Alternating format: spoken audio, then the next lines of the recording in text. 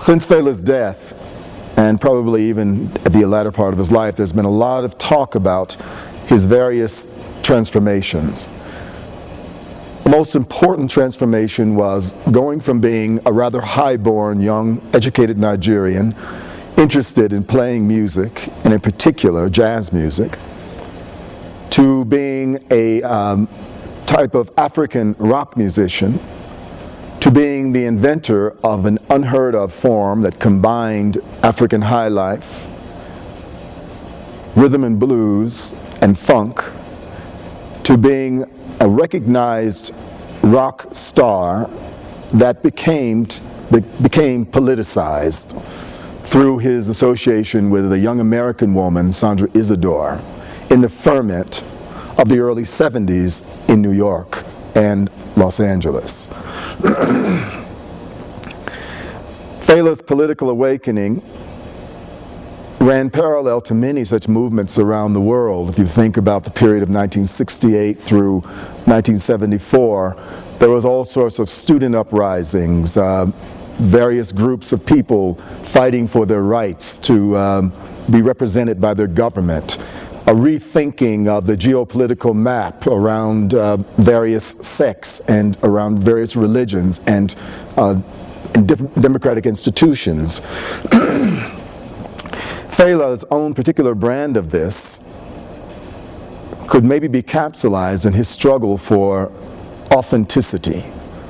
Authenticity as in asking the question, what is an original African man? I would have to be an anthropologist to do him justice, but I would say that it was a good question. It was a good way for him to pull together all the strains of his history into something lyrical and legible. An African man had a different relationship to his body. Some of Fela's songs, like Gentleman, makes fun of the post-colonial African man sweltering in his starched collar and tie and sports jacket as he tried to emulate his former colonial oppressors. Fela's African man should be free in body.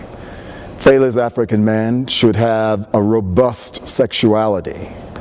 Fela's African man should have a sense of an obligation to his village, his town, his street, his city, his people. Now, to be sure, Fela was a bit of a misogynist. Fela was certainly a chauvinist in terms of his understanding of the roles of men and women. But Fela reminds me, as it should remind all contemporary fair-minded people, that there is not one picture of a progressive culture. Culture, like style of dress, like taste in food, is a highly individualized and ever-changing medium that must be approached with great humility. I am trying to love Fela in this work. I'm trying to love him warts and all. Sometimes he frightens me with his rhetoric.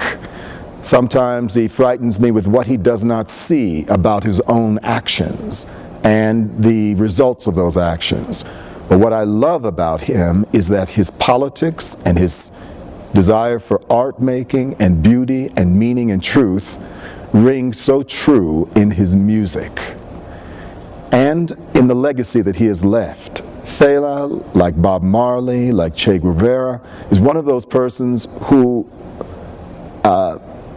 has found a life on posters around the world in young people's private sanctums, in their dorm rooms, in their bedrooms, in the places where they congregate.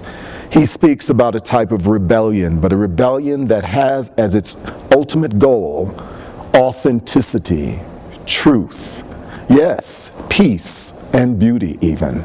All things that I've been in search of my whole creative life.